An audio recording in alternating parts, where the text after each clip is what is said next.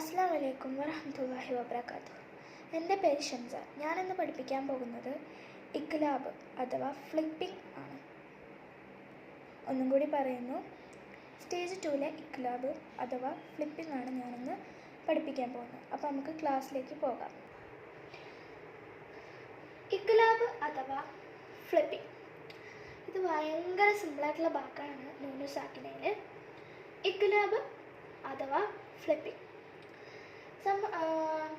നമ്മളിപ്പോൾ നൂനിനെ കുറിച്ച് നൂനു സാക്കിനെ പഠിക്കുമ്പം മെയിനായിട്ട് നമ്മുടെ അവിടെ ഒരു ആളാണ് നൂന്, അതായത് നമ്മുടെ നൂന് അവിടുത്തെ ഒരു മെയിൻ താരമാണ്.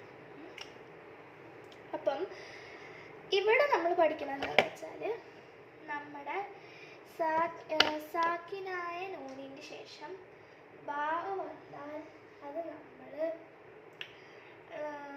ചെയ്യണം, ബാവും നാം കൂടി കൂട്ടിച്ചേർത്ത് ഉച്ചരിക്കണം. പക്ഷെ അവിടെ എന്താ നാ ഉണ്ടാവില്ല, അതായത് നാൻ്റെ സൗണ്ട് കേൾക്കുന്ന പോലെ തോന്നില്ല.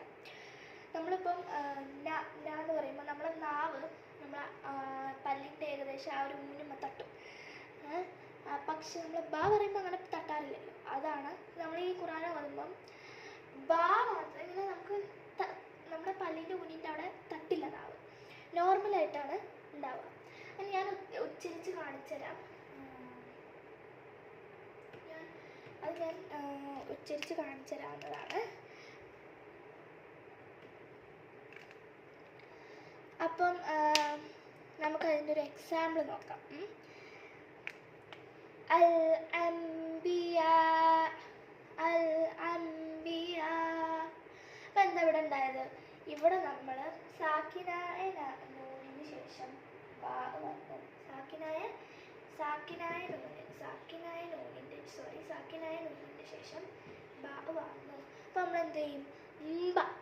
മ്പാക്കി വെച്ചു. എന്താക്കി വെച്ചു? അപ്പം നമ്മൾ മ്പാക്കി വെച്ചു ഉച്ചരിക്കും. നമുക്കൊന്ന് പ്രൊണൗൺസ് ചെയ്ത് നോക്കാം. അൽ അംബിയ,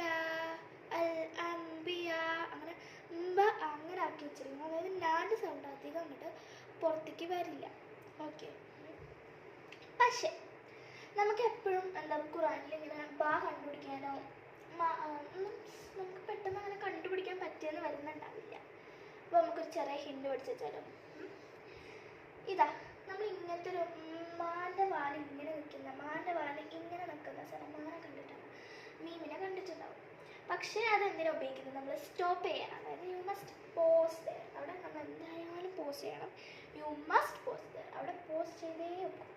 പക്ഷേ ഇതുപോലത്തെ അതായത് ഇങ്ങനെ വന്ന് അതായത് ഇങ്ങനെയൊക്കെ ആയിട്ടുള്ള അതായത് ഇതുപോലത്തെ മാന നിങ്ങൾ എവിടെയെങ്കിലും കണ്ടിട്ടുണ്ടെങ്കിൽ ആ മാ ഉപയോഗിക്കുന്നത് ഇമ്പ ഉച്ചരിക്കാനാണ്.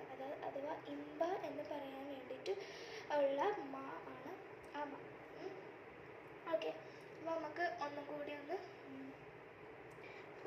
കൂടി ഒന്ന് ആ ഒരു എക്സാമ്പിൾ പറഞ്ഞു നോക്കാം. അപ്പോൾ നമുക്കൊന്നും കൂടി ഒന്ന് കൃത്യമായിട്ട് മനസ്സിലായിക്കോളും. ഓക്കെ.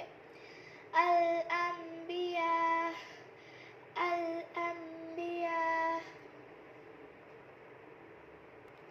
അപ്പോൾ നമ്മുടെ ഇന്നത്തെ ക്ലാസ് തീർന്നിരിക്കുകയാണ്. അതായത് ഇഖ്ലാബ് ഫ്ലിപ്പിംഗ് എന്നുള്ള ക്ലാസ് തീർന്നിരിക്കുകയാണ്. നമുക്കിനി അടുത്ത ക്ലാസ്സിൽ കാണാം.